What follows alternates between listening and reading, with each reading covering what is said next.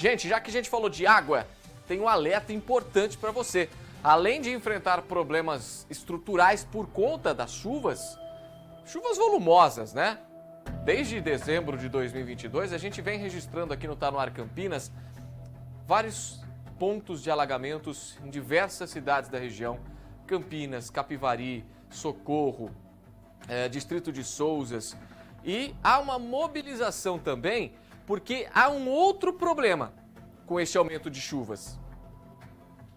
O problema é combater o criadouro do mosquito Aedes aegypti, transmissor da dengue. Porque com mais água, acumula mais fácil.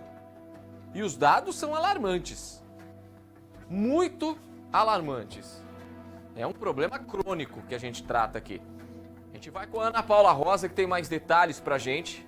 Ela vai trazer mais informações.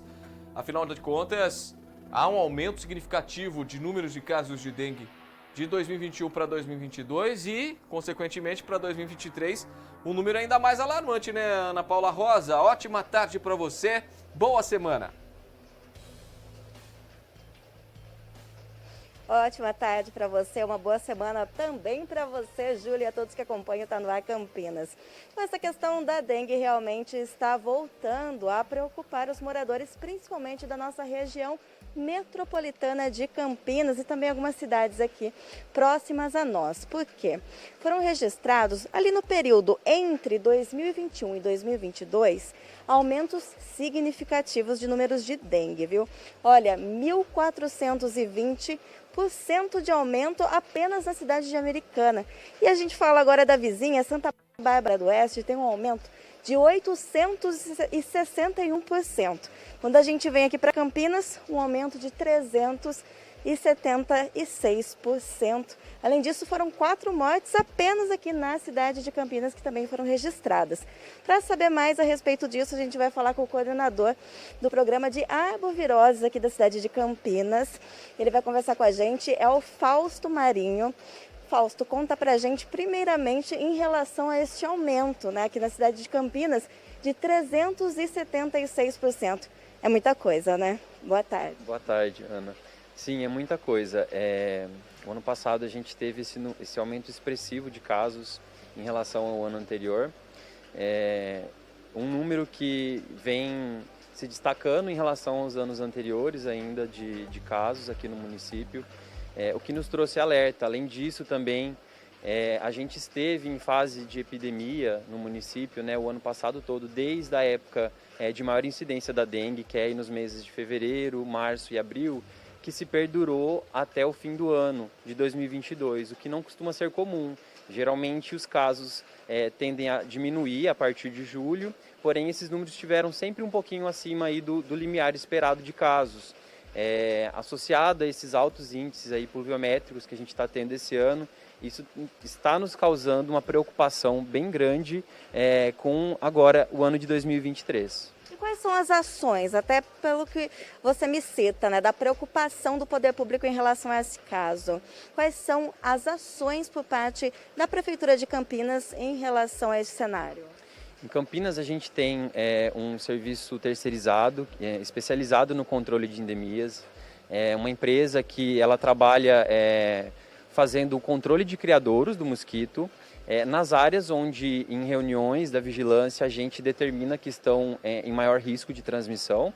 Então, essas empresas são direcionadas ao território, eles entram nas casas e eles fazem o controle de criadouros, dão orientações às pessoas também.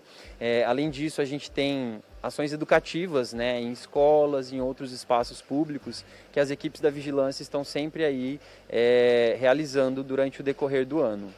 E Fausto, o que justifica esse aumento de mais de 350%? Olha, é um conjunto de fatores, né?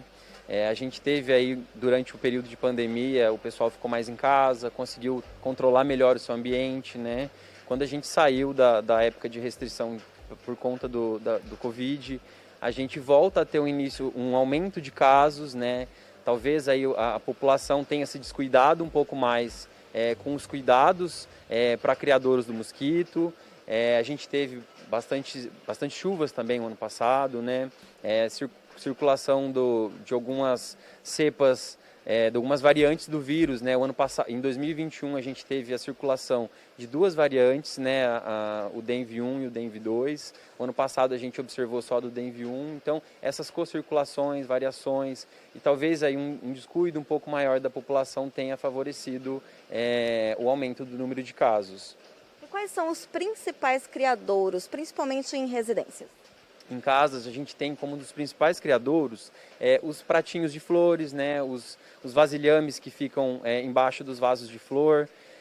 A gente tem garrafas, recipientes, as caixas d'água quando não devidamente teladas, acúmulo de materiais de diversas fontes, pneu, às vezes até bebedouros de animais que têm uma troca não tão regular da água, acabam servindo de criadouros, né? Conta pra gente, tem uma prática muito comum, principalmente das pessoas que têm aquele hábito, né, de tentar tirar os criadouros de casa com areia. Isso é recomendável? Sim, o ideal é que não se tenha o pratinho nos vasos de flor, né? Mas, quando se tem, a gente pede para que esse vasinho seja furado ou que seja acrescentada a questão de uma quantidade de areia para não ficar acumulando água. E também tem a visita de pessoas credenciadas até para analisar se as pessoas porventura esquecem algum criadouro, às vezes nem sabem que é um possível criadouro do mosquito da dengue. Isso, exemplo aqui de Campinas, que a gente tenha essa parceria, né, com essa empresa, é importante que a população permita que esses trabalhadores adentrem a residência para eles identificarem esses pontos de criadouro e acabarem orientando aí o que fazer para deixar de oferecer risco aí para a multiplicação do mosquito, né? Caso tenha alguma dúvida quanto ao trabalhador, podem entrar em contato com os canais da Prefeitura do 156 para verificar se de fato são esses trabalhadores credenciados. A gente tem lá um auxílio para identificar os nossos trabalhadores conveniados.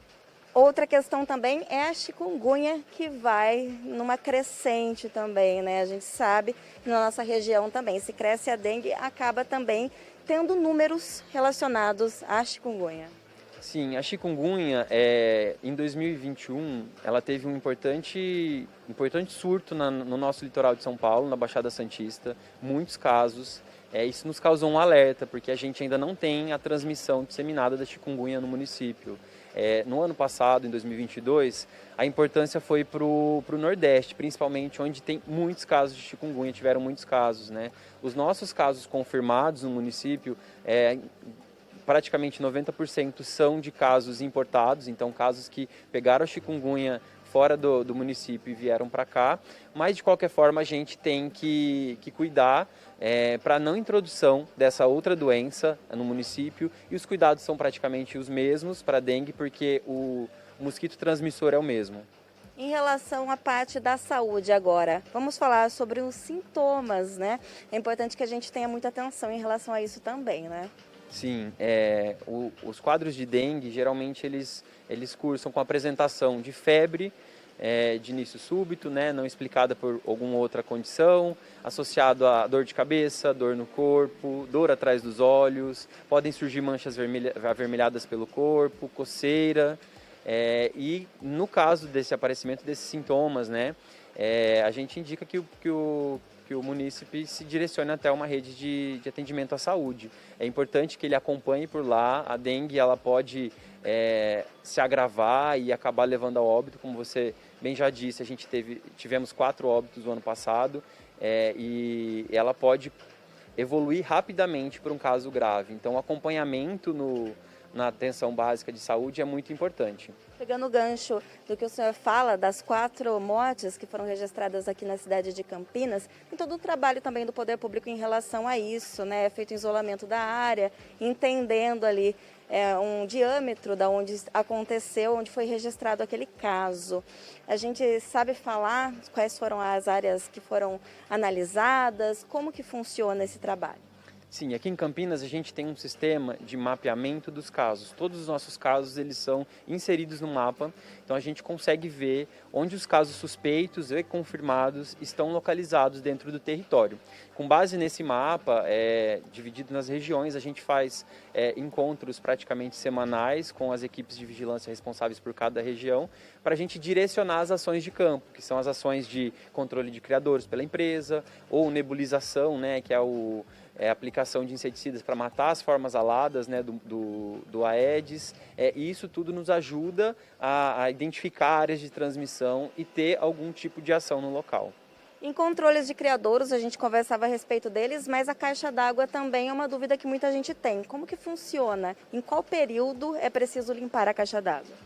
A limpeza da caixa d'água ela é preconizada pelo menos a cada 6 meses, tá? Mas o mais importante com relação ao Aedes aegypti é que ela esteja vedada, ou seja, uma caixa d'água de tampa rosca, que ela é bem vedada, ou no caso de ter uma tampa removível, que seja adicionada a tela de proteção em volta de toda a abertura da caixa d'água, do cano de saída, né? Também tem que ter essa tela de proteção para não ter o adentramento aí de mosquitos e proliferação na água da caixa d'água. Outra coisa que é importante também ressaltar, além das caixas d'água, a gente tem também as calhas, né, dos telhados que podem acumular sujeira e acabam acumulando água. É importante também que sejam feitas limpezas regulares das calhas para evitar também a proliferação de mosquitos nesse tipo de estrutura. Então, para a gente finalizar, é importante que as pessoas peguem as informações mais relevantes de sempre ter cuidado com os focos, os criadouros dentro das residências, atender bem os agentes da dengue, também o que a gente fala bastante aqui, né? E uma outra questão que é também ficar sempre atento às normas de segurança. As chuvas agora elas colaboram com o aumento, como a gente está citando aqui, mas sempre também procurar um especialista a qualquer sintoma, né? Exatamente. Em caso de dúvida, a população pode acessar os centros de saúde ou entrar em contato com a vigilância pelos canais aí do site ou de telefone.